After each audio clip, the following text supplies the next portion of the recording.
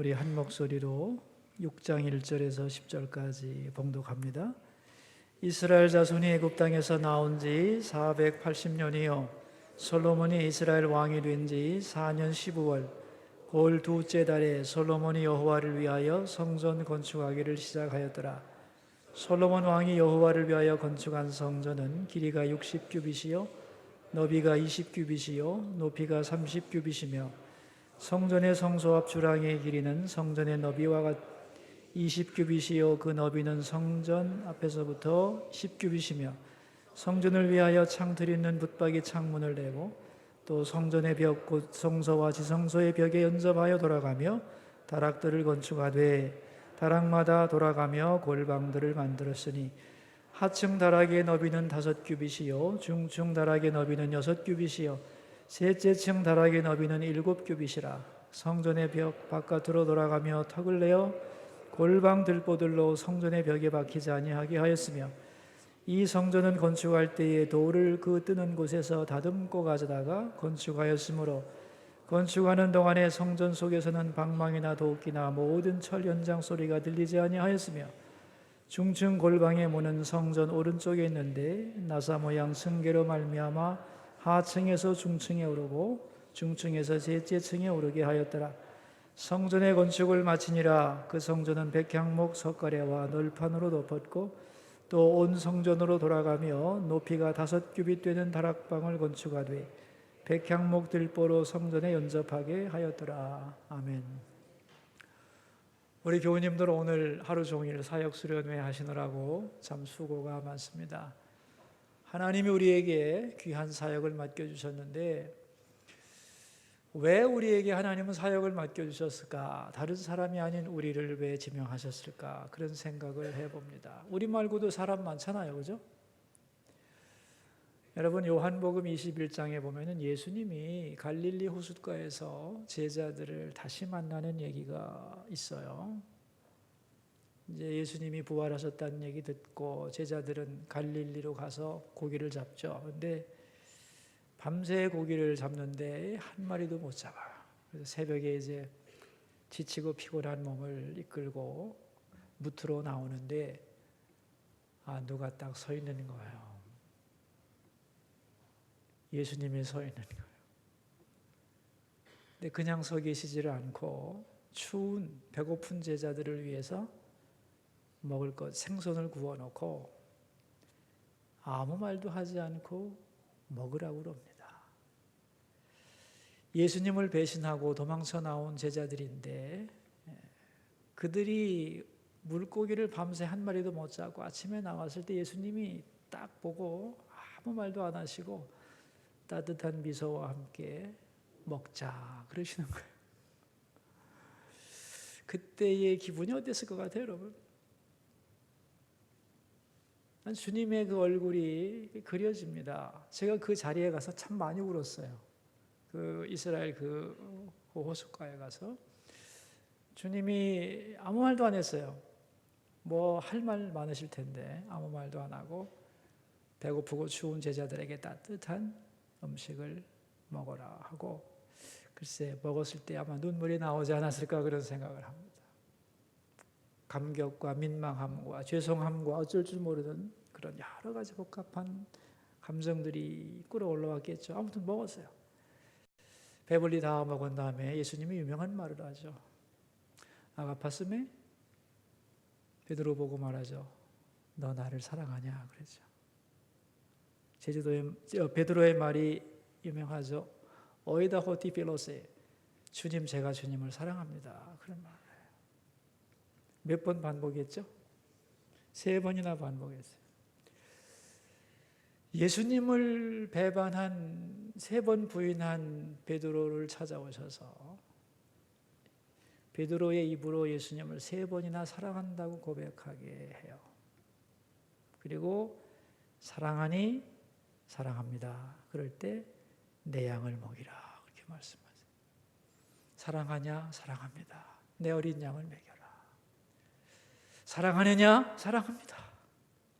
막 눈물 흘리면서 사랑합니다. 그래, 그럼 내 양을 먹이라 그랬어요. 자, 여러분,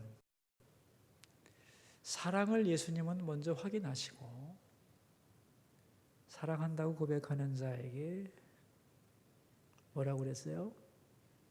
내 양을 먹여라 그랬어요. 사명은 누구에게 주는 거예요? 예? 예수님을 사랑하는 자에게 주는 거예요.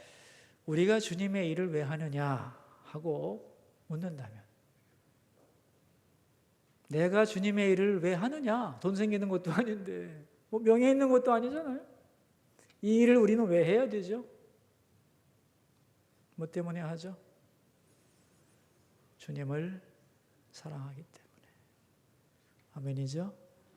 지금 우리 교회 모든 직분자들이 열심히 일을 하는 것을 저는 참 감사하게 생각하는데, 왜 감사하냐면 여러분들 때문에 교회 일이 잘 되는 것도 감사하지만 여러분이 주님을 사랑한다는 것이 증명되기 때문이죠. 이 세상에는 주님을 사랑하지 않는 사람도 많고요, 모르는 사람도 많아요. 근데 누가 주님을 위해 일할 수 있겠나? 자기 입으로 사랑을 고백하는 사람, 그죠? 그래서 주님은 우리에게 사랑을 물으시고 사랑하는 자만 일하는 거다, 그렇게 말씀을 하시는 거예요. 그러니까 사랑이 사역의 동기다. 누구에 대한 사랑? 예수님에 대한 사랑이 섬김과 봉사와 헌신의 동기가 된다는 것을 우리는 분명히 알아야 합니다. 그리고 사랑으로 하는 그 일에는 기쁨이 있고요, 위로가 있고, 또 그렇게 일하면서 주님을 더 사랑하게 되고 더 사랑을 받는 행복이 그 속에 들어있는 거죠. 이런 의미에서 주님을 사랑하는 마음으로 하는 사역은 행복한 사역이라고 믿습니다. 아멘이죠? 우리는 흔히 사랑하는 것과 뭐라 그러죠? 감정과 사랑을 혼동할 때가 많은데요. 모건 스코트 팩이라고 하는 분이 이런 말을 했어요. Love is not feeling 그랬어요. 사랑은 느낌이 아니다 그런 얘기예요. 자, 예를 하나 들어볼게요. 그분이 든 예입니다. 어떤 남자가 저녁에 술집에 앉아서 인상을 탁 쓰면서 울고 있었어요. 너무 심각하게. 그랬더니 다 큰 남자가 울고 있으니까 그 주인이 물었어요. 왜 그렇게 슬퍼하십니까? 했더니 나는 내 아내와 자식을 사랑합니다. 그런데 정말로 사랑하는데 그들을 위해서 아무것도 지금 내가 할 수가 없기 때문에 슬퍼서 울고 있다고 그랬어요. 근데 그 시간, 바로 그 시간에 그의 아내와 아이들은 남편과 아버지가 빨리 집에 돌아와서 그들과 함께 있어주기를 바라고 있었어요. 근데 그 인간은 행동은 하지 않으면서 내가 내 아내와 자식을 사랑하는데 해줄 게 없다고 울고 있는 거예요. 이 얘기를 그 심리학자가 했어요. 많은 사람이 헷갈리는 게 뭐냐? 내가 사랑한다고 느끼는 feeling, 그 느낌, 그 감성을 사랑이라고 착각하는 거라는 거예요. 그러나 진정한 사랑은 액션이라는 거예요. 그 남자가 진정한 사랑을 했다면 뭐 해야 돼요? 지금 뭐 다른 거 못해도 집에 빨리 돌아가서 아내를 사랑한다 말하고 자녀와 함께 시간을 보내는 것이 진짜 사랑이라는 거예요. 많은 사람들이 Love is not feeling, 사랑은 느낌과 감정이 아닌데 그 연민의 느낌, 내가 걔를 사랑하는데 하는 그거 자체를 사랑으로 착각한다는 거예요. 거짓말이라는 거예요, 심리학적으로. 마찬가지입니다, 여러분. 우리가 교회 와서 얼마든지 예수님을 사랑한다고 말할 수 있어요. 그런데 예수님이 물으시겠죠. 그래서 So what? 뭐야? 너 나 사랑하니? 네, 사랑합니다. 눈물겹게 사랑해요. 그래? 그럼 내 양을 먹이라. 이게 예수님의 패턴이라는 거예요. 아멘입니까? 사랑한다고 말만 하고 하지 않으면 뭐예요? 소용없어요. 소용없다는 거예요. 우리가 진심으로 주님을 사랑한다면 주님을 위해 뭔가를 하도록 액션이 나오게 돼 있다는 거예요. 여러분 모두 주님을 사랑하시기 때문에 일하시는 거죠? 예. 올 한 해도 수소교를 보고 해도 좋고 저를 보고 하는 것도 좋지만 그게 무슨 힘이 되겠어요, 여러분? 우리 주님이 여러분에게 그 직분을 주셨고 나는 내가 주님을 사랑하기에 이 일을 감당합니다. 그런 마음으로 할 수 있기를 바랍니다. 어떤 마음으로 이제 우리가 그런 주님을 사랑하기 위해서 일을 하는데 그 어떤 방법으로 일할 것인가? 오늘 본문을 보면은 몇 가지 단서가 잡혀요. 여러분, 솔로몬이 성전 졌잖아요, 그죠? 지상에 있는 가장 아름다운 성전이 솔로몬 성전인데 지금은 물론 다 무너져서 흔적도 없지만 여러분, 솔로몬이 하나님으로부터 지혜를 받았잖아요, 그죠? 지혜를 받아서 가장 지혜가 극치에 이르렀을 때 그의 모든 정성과 모든 자원을 다 쏟아부은 게 성전이죠. 그래서 그 성전은 정말 아름다웠고 그 성전을 보러 전 세계의 사람들이 다 왔고 그 성전과 함께 하나님의 복을 막 면합니다. 때려보줬죠. 왜 때려보줬냐 하면은 어떻게 해서 이런 복을 받았느냐고 물었을 때 하나님 때문이라고 말함으로써 너희는 행복하고 나는 영광 받겠다는 거죠. 그죠? 그래서 복을 정말 막 퍼부어줬죠. 근데 시간이 가면서 내가 졌네 그래가지고 이스라엘 백성들이 하나님을 떠나고 교만해지면서 무너지긴 했지만 하나님은 마음은 그게 아니었죠. 정말 풍성한 복을 주시면서 영광 받으시기 원하고 하나님의 백성들이 많은 사람들에게 복음의 제사장이 되기를 원했던 거죠. 자, 그런데 이제 솔로몬이 이런 위대한 성전을 짓게 될 때 솔로몬에게는 고민이 있었던 거죠. 어떤 고민이냐면요. 성전을 짓긴 해야 되겠는데 지어본 사람이 없는 거예요. 아무도 하나님의 성전을 지어본 경험이 없어요. 이 세상에서. 여러분, 그거 쉽겠어요? 이번에 우리 성전 건축할 때도 이 건축사 설계하시는 분이 성전을 아주 많이 건축한 분이에요. 아주 많이 건축한 분이라 믿을 만도 했지만 이제 우리가 여러 가지 이제 제안을 하면서 그것을 맞춰서 지었는데 이게 설계 우리 심사했잖아요. 여러분 투표도 하셨죠. 그리고 우리 그 건축위원회에서 그날 저녁에 그 여러분이 이제 마크 막 찍은 걸 보고 1, 2, 3일을 딱 보면서 하는 말이 건축위원들이 그러시더라고요. 이 설계도는 교회를 아는 사람이 그린 거고 이건 교회를 잘 모르지만 기술은 실력은 좋지만 교회를 잘 모르는 사람 거라는 걸 금방 알 수 있는 거예요. 설계도만 보고 알더라고. 내가 가만히 얘기를 들어보니까 내가 억셉트가 돼요. 이해가 돼요. 근데 도면만 보고 전문가들 그냥 하시더라고요. 이건 교회를 잘 아는 사람이 한 거라는 거죠. 여러분 설계만 해도 그렇습니다. 근데 솔로몬 성전이 굉장히 디테일한 거거든요. 근데 이스라엘 나라에도 없고 이방 나라는 더욱 없고 하나님의 성전을 진 적이 없는 거예요. 어떻게 해야 되죠? 솔로몬이 고민이 많은 거죠. 여러분 우리가 이제 예를 들면 재직이 돼가지고 직분자가 돼서 이게 일을 할 때도 내가 하나님 앞에 충성해야지 하는 마음으로 열심히 일을 하는데 그래도 몇 달 가다 보면 내 마음이 변하거든요. 그죠? 여러분 아무리 똑바로 가려고 해도 자동차 똑바로 몰 수 있어요? 나 똑바로 가자고 가만히 기준 잡아도요 자동차는 삐뚤어져요. 그죠? 그래서 핸들을 중간중간 돌려줘야 똑바로 갈 수 있죠. 그죠? 자체에 이게 방향이 틀어진다는 거예요. 사람이 걷는 것도 그렇고요. 모든 게 다 그래요. 똑바른 목표를 향해 나가도 계속 수정을 해야만 갈 수 있는 것이란 말이죠. 그런데 전혀 감이 없는 사람들을 놓고 어떻게 성전을 짓겠어요? 그래서 솔로몬이 굉장히 고민이 많았던 거예요.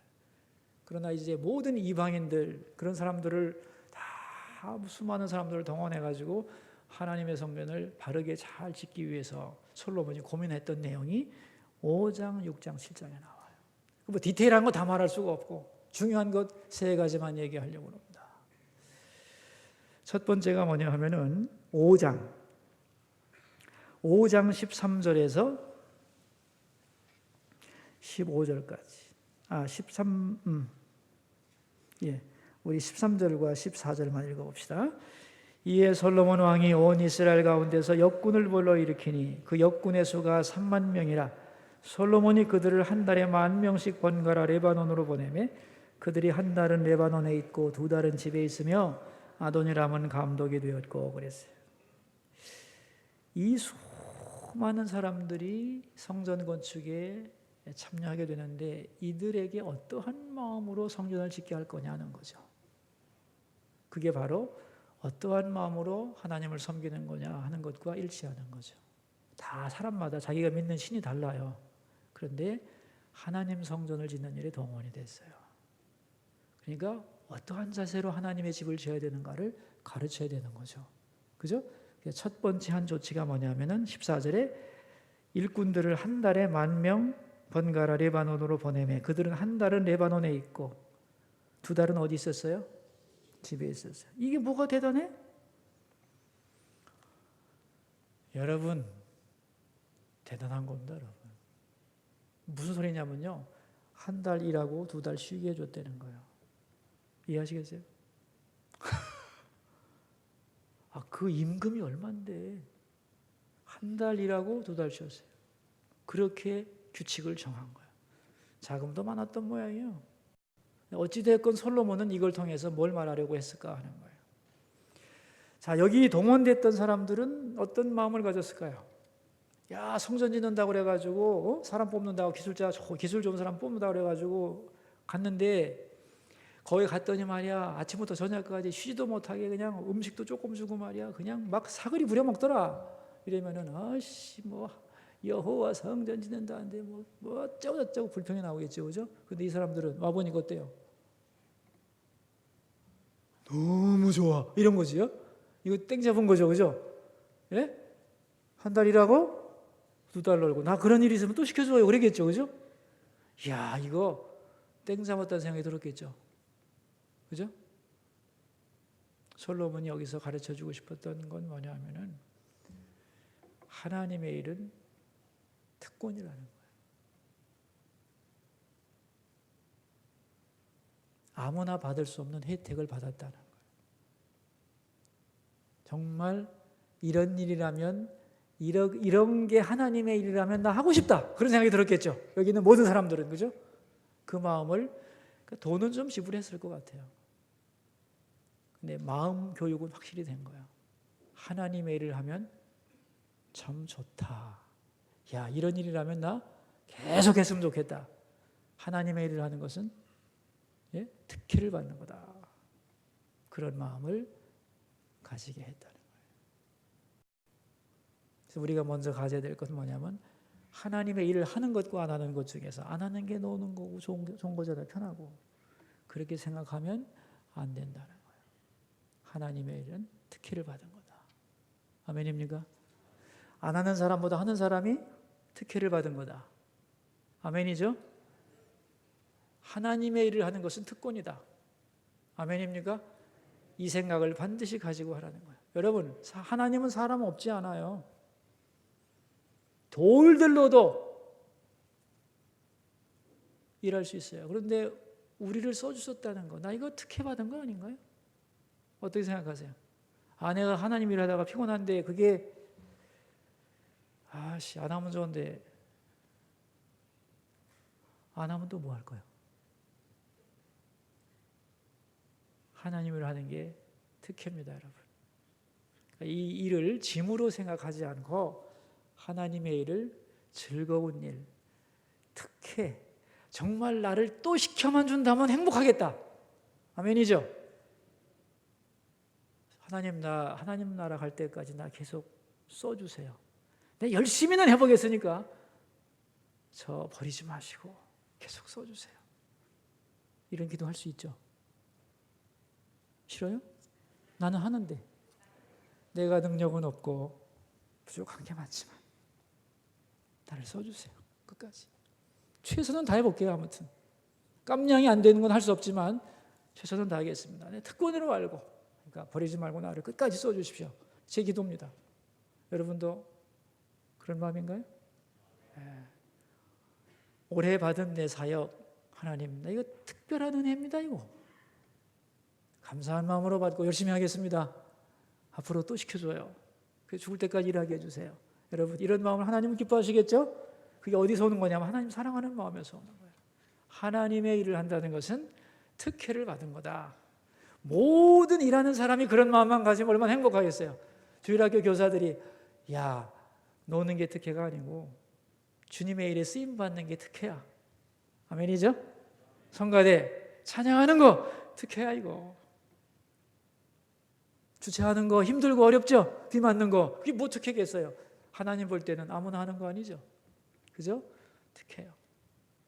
저는 우리 교회 모든 직분자들이 하나님을 하면서 내가 복 받았다. 하나님이 내가 뭔데 날 이렇게 믿고 시켜주는 거야? 감사합니다. 열심히 하겠고 앞으로 계속 시켜주세요. 이런 마음 가지고 평생을 일하는 우리 직분자들 되시기를 바라요. 네. 첫 번째 솔로몬이 많은 이방인들에게 하나님의 일을 하는 자세를 가르쳐주고 싶었던 거예요. 두 번째가 뭐냐 하면은 6장, 오늘 우리가 읽은 말씀인데 6장 7절이에요. 같이 한번 읽겠어요. 이 성전은 건축할 때에 돌을 그 뜨는 곳에서 다듬고 가져다가 건축하였으므로 건축하는 동안에 성전 속에서는 방망이나 도끼나 모든 철 연장 소리가 들리지 아니하였으며 그랬어요. 무슨 소리가 안 들렸대요? 성전 속에서는 방망이, 도끼, 철 연장 소리가 들리지 않았다. 땅땅땅땅땅땅 소리 안 났다는 거예요. 여러분, 건축공사장은 자고로 시끄러운 곳이죠. 그죠? 소음이 가장 많은 게 건축공사장인데 하나님의 성전 그 크고 웅장한 성전을 지으면서 소리가 하나도 안 들렸어요. 그래서 이제 그 솔로몬이 성전 짓는 그 광경을 도록으로 된 것을 보니까 말이죠. 이 수레바퀴 같은데 전부 다 양말을 입힌 거예요. 여러분 이거 예를 들면 이제 철근 같은 거 와서 여기서 여기서 예를 들면 뭐 철근을 댄다 그러면은 여기 와서 치수제 가지고 쫙 해가지고 맞추고 또 쫙 해서 맞추면 간단하죠. 현장에서 와서 하면 간단하죠. 근데 문제는 시끄러운 거죠. 근데 그거를 치수를 정확하게 재가지고 불러줬어. 근데 지금같이 뭐 핸드폰 있나? 다 누가 가가지고 그려가지고 가서 지금은 딱 찍어가면 되는데 그죠? 복사기로 보내면 되는데 옛날에는 다 실측을 해서 둘둘 말아가지고 사람이 뛰어가는 거죠. 그죠? 멀리 가서 그 현장에서 치수를 정확하게 쟀는데 이거 와보니까 5mm가 어긋나. 어떻게 해야 돼? 미치는 거죠 이거. 또 가서 해와야 되는 거죠. 이 디테일한 걸 하는데 엄청난 에너지가 들어가는 거죠. 그래도 하지 말라는 거예요. 뭐를? 소리 나지 말라는 거예요. 그래서 망치 같은 데 전부 다 헝겊 씌워가지고 모세도 헝겊 다 씌워가지고 다 해서 공사가 막 돌공사 엄청나게 하는데도 철연장 소리가 하나도 안 들렸다. 왜 이렇게 소리는 하나도 안 나도록 솔로몬이 만들었을까요? 그 똑똑한 사람. 예? 예를 들면 여러분 공사하다 보면 말이죠. 기분 나쁘면은 망치 소리가 땅땅땅 하다가 기분 나쁘면 따당 땅땅땅 이렇게 되는 거죠. 그죠? 그래 안 그래요? 감정적으로 일하지 말고 소리 내지 말라. 그래서 하나님의 일을 하는 두 번째 원리는 뭐냐면은 시끄럽게 떠들지 말라는 거예요. 불평하지 말고 원망하지 말고 따지지 말고 조용한 마음으로 일해야 된다는 거예요. 얼마나 이 사람들이 각각 내비뒀으면 자기 나라 말로 뭐 거기서 싸울 수도 있잖아요. 싸울 수도. 안 그래요? 나라 사람들이 다른데 맡은 부분이 다른데 얼마든지 싸울 수 있죠. 그런데 무조건 소리가 안 나게 해놨으니까 공사하는데 못 박는 소리도 못 나는데 사람 싸우게 했겠어요? 뭐야 일단 그죠? 아무 말 없이 일하라. 그게 하나님의 성전을 짓는데 하나님 앞에서 바른 자세라는 거예요. 솔로몬이 이방 일꾼들에게 이걸 가르친 거예요. 그래서 쓴 비용이 어마어마합니다, 여러분. 생각을 해보세요. 이거 몇 년씩 지는데 그걸 갖다가 전부 다 현장에서 다듬지를 않고 다 치수제 가지고 탁 따구가 맞게 갖다 놓으면 착 들어맞아요. 아니면 다시 빻고요. 또 맞고. 아무튼 소리 안 나게 해. 아무 소리도 안 나게 해. 많은 사람들이 하나님의 일을 열심히 해요. 열심히 하는 만큼 다 까먹어. 뭘로? 입으로 다 까먹어요. 정말 열심히 일하면서 입을 딱 다문다면 그 사람은 진짜 최고의 일꾼이 될 수 있어요. 여러분, 유명한 얘기가 있잖아요. 여리고성을 정복하기 위해서 이스라엘 백성들이 여리고성을 돌잖아요, 그죠? 그 난공불락의 여리고성을 이제 그 가나안의 첫 성 아닙니까? 그 여리고성을 정복하려고 도는데 하루에 한 바퀴씩 돌잖아요, 그죠? 매일 돌고 마지막 날에 좀 얘기 좀 해봐요. 몇 바퀴 돌더라? 7바퀴 돌죠, 그죠? 그런데 돌면 되는 거예요, 돌면. 그런데 단서가 딱 하나 있었죠. 단서가 딱 하나 있었어요. 뭐 하지 말라. 예? 도는 동안에 입 딱 다물어. 아무 말도 하지 말라 그랬어요. 그죠? 그래서 아무 말 없이 여리고성 한 바퀴 하루 돌고 그 다음 날 돌고 마지막 7바퀴 다 돌고 소리 질러라! 그랬을 때 하고 싶은 소리 확 질렀어요. 그때 성이 무너졌잖아요. 그죠? 여리고성 그 고고학적으로 보면 성이 함몰된 거예요. 바깥으로 이렇게 쓰러진 게 아니라 안으로 무너졌어요. 벽돌 층으로 보면 다 나와요. 근데 왜 아무 말도 하지 말라고 그랬을까요?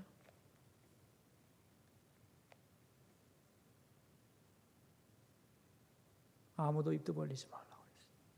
맨 앞에 제사장이 따라가고 법궤 제사장 따라가고 그다음에 유사들 따라가고 백성들 따라가는데 아무도 한 말도 하지 말라고 그랬어요. 왜 아무 말도 못하게 했을까요, 여러분? 이유가 있을 텐데. 뭘까요? 만약에 말을 할 수 있었다고 생각합시다. 처음에는 걷겠지. 걸으면서 무슨 말 했을까요? 와, 여리고성 크네. 와, 굉장하다. 야, 근데 저거 대책이 뭐야? 걷기만 해서 되겠어? 이래가지고 안 되잖아. 뭐 대안을 좀 세워야 되지 않겠어? 대책이 없나? 문제 많네. 물어보지. 전략이 있나? 이런 식으로 말하기 시작하면 어떻게 되겠어요?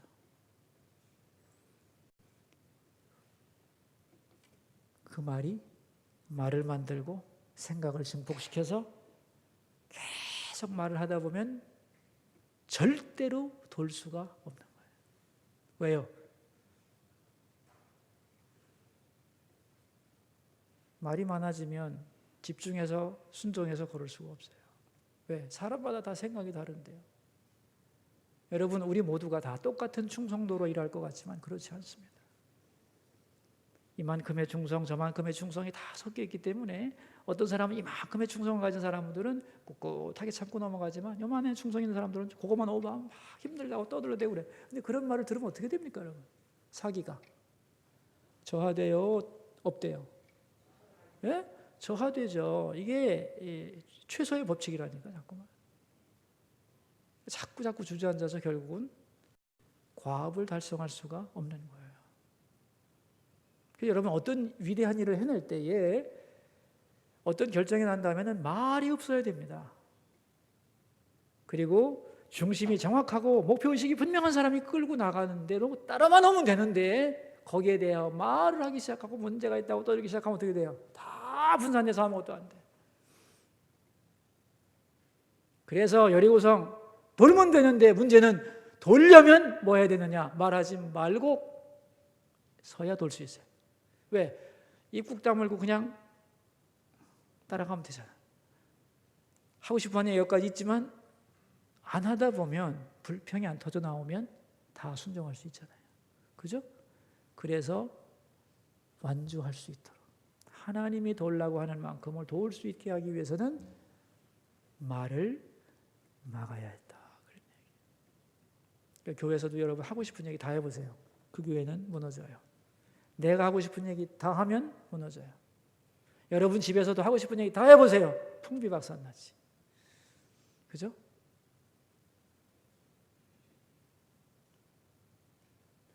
입을 다물 때는 다물어야 되는 거예요. 그것이 마음이 하나 되는 비결이에요. 처음 먹은 마음을 여러분 스스로 유지하려고 하면은 여러분 스스로 자꾸 속에서 말이 나올 때 말을 끊어야 돼요. 처음 시작한 마음 그대로 가자 이래야 되지. 처음에는 이렇게 생각을 안 했는데 자꾸 힘들어지네 하고서 자꾸 쭝얼거리기 시작하면은 그 처음 마음 먹은 다음대로 걸어갈 수가 없어지는 거예요. 그래서 하나님의 일을 하는 두 번째 방법은 뭐냐면, 첫째는 뭐예요? 이 일하는 게 참 기쁜 일이야, 특권이야, 감사해, 나 계속 시켜주지, 이런 기쁜 마음으로 받아야 돼요. 두 번째는 이 일을 하면서 힘들어도 나하고 의견이 좀 달라도 어떻게 해야 된다? 어떻게 해야 된다? 입을 다물어야 돼요. 그러면 덕스럽게 일할 수 있어요.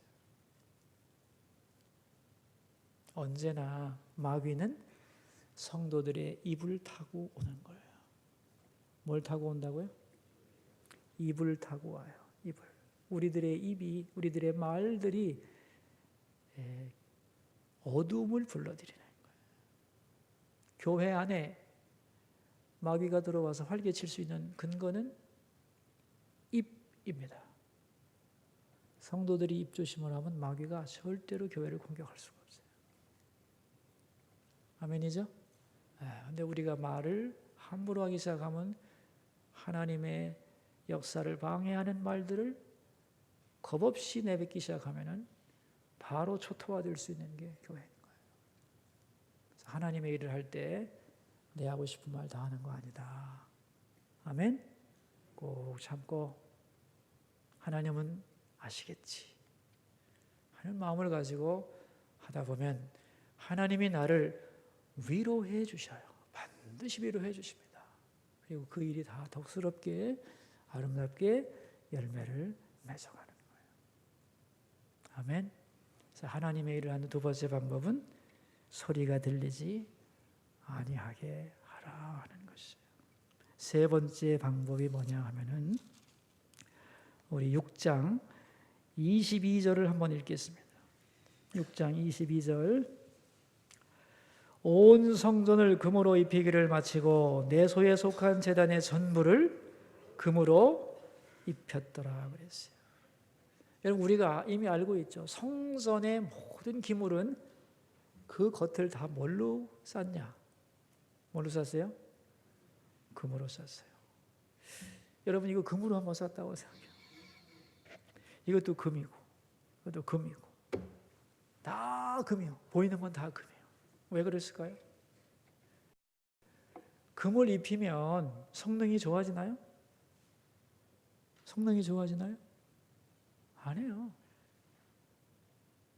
심지어 솔로몬 성전을 이제 나중에 여러분 예수님이 그랬잖아요. 돌 하나도 첨노이지 않고 무너질 거라고 그랬죠. 그러니까 돌이 이렇게 쌓여져 있는데 돌 하나에 돌 두 개가 결합된 것도 없이 다 파헤쳐진다는 거거든. 그러니까 벽돌 하나하나가 다 산산조각 난다는 얘기죠. 근데 왜 그렇게 푸셨을까요? 어떤 소문 때문이었냐면은 솔로몬 성전 지을 때 돌 하나 놓고 금덩어리 하나 집어넣고, 예? 돌 하나 놓고 금덩어리 하나 집어넣고 그랬다는 거예요. 그러니까 금으로 다 쌌어요. 가능한 한 모든 걸 다 순금으로 쌌어요. 그리고 중간중간에 금을 집어넣었어요. 왜 그랬을까요? 그러면 이걸 지으면서 사람들이 어떻게 생각했겠어요? 왜 이렇게 이 비싼 금을 여기다 집어넣어야 되나 그런 생각했겠죠, 그죠? 그건 효율성의 문제가 아니에요. 하나님을 향한 자세의 문제인 거예요. 하나님의 일을 함에 있어서 하나님의 것을 만들m에 있어서는 우리가 가진 가장 귀한 것으로 최선의 것으로 해야 된다는 거예요. 그걸 가르치기 위해서 모든 것을 금으로 한 거예요. 여러분 우리가 주님을 위해서 하는 이 수고가 굉장한 것일 수도 있지만 어떻게 보면 굉장히 사소한 것일 수도 있어요. 근데 거기에 뭐가 들어가야 하나님을 향한 바른 태도냐면은 정성, 다른 말로는 지성껏 해야 되는 거죠. 그래서 하나님이 받으실 만한 것이 되는 거예요.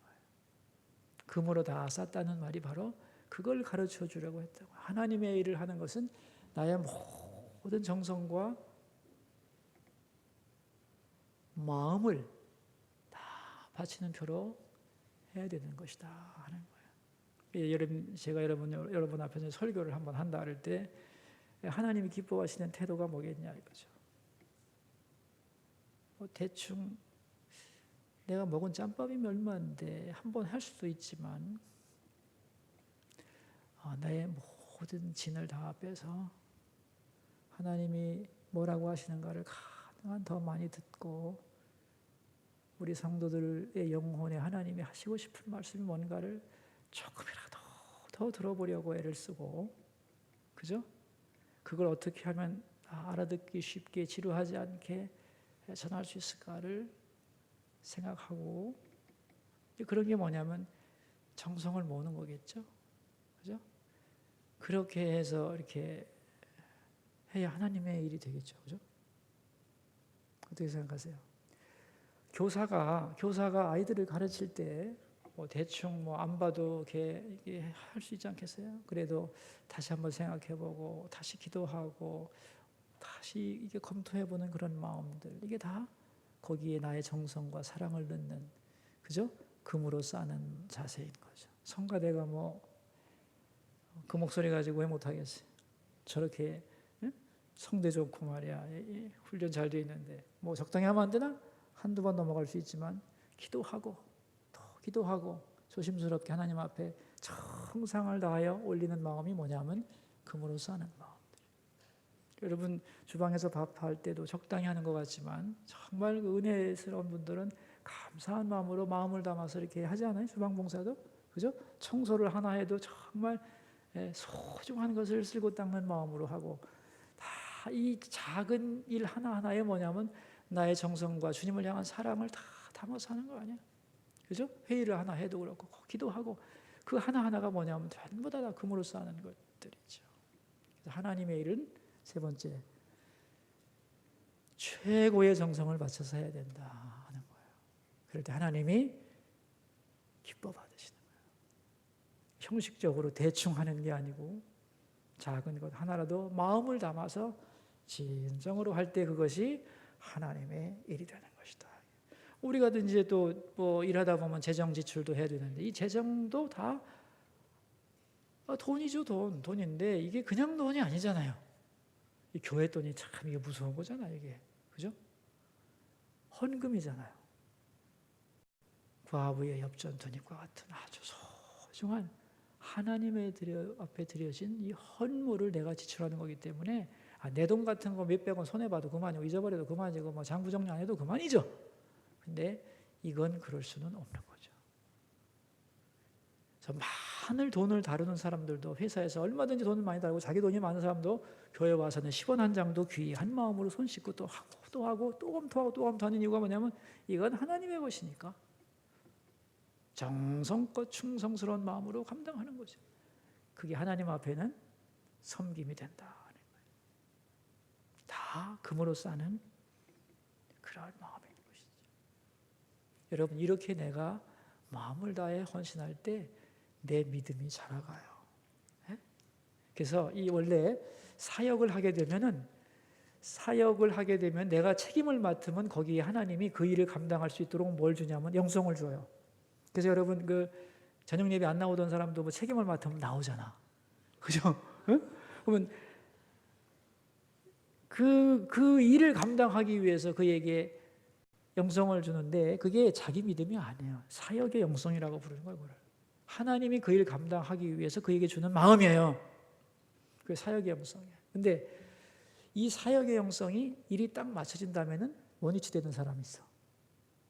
이제 사역하라고 하나님이 주신 그 영성은 그때까지는 됐는데 이제 끝났다고 싹 빠지는 사람이 있는가 하면은 그걸 계기로 해서 믿음이 점프하는 사람이 있어요.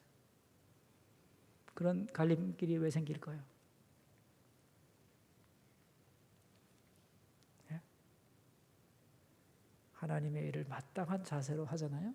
감사한 마음으로 하고 불평하지 않고 하고 자기의 정성을 다해서 이렇게 사역한 사람은 그 사역을 마칠 때 그 사역의 영성이 자기 영성으로 변해요. 그래서 믿음이 성장하게 돼 있어요. 그래서 여러분 봉사 잘하고 나면 믿음이 성장해요, 안 해요? 예? 성장 반드시 하게 돼 있어요. 반드시 하게 돼 있어요. 근데 대충 한 사람 있죠. 의무감해하고 가끔은 불평도 좀 하고 정성 없이 한 사람들은 사역이 딱 떨어지면 믿음도 뚝 떨어져. 군인 정신을 군대에서는 가지고 있었는데 제대하면서 반납하는 거하고 똑같아. 그래서 군대에서 파닥파닥 하다가 제대한 날부터 퍼져. 이게 뭐야 도대체 3년 동안 고생했는데 그 다음부터도 좀 그렇게 살지. 여러분 믿음도 그렇습니다. 사역도 그랬습니다. 오늘 너무 늦게까지 하면 욕먹겠죠? 여기서 끝내겠습니다. 하나님은 우리를 사랑하셔서 사역을 주셨습니다. 내가 하나님을 사랑한다면 폰만 잡지 말고 일해야 됩니다. 아멘이죠? 사랑하는 마음으로 일해야 돼요. 그런데 특권이라는 마음으로 일하기를 바라요. 그럴 때 신이 나는 거예요. 불평하지 마시고 정성을 다할 때 하나님이 기뻐 받으시고 은총 내리실 줄을 믿습니다. 그러한 직분자들로 한 해를 열심히 살아갈 때 우리 하나님 영광 받으시고 우리 교회가 견고하게 설 것을 믿습니다. 이 은혜가 함께 하시기를 축원합니다. 기도하겠습니다.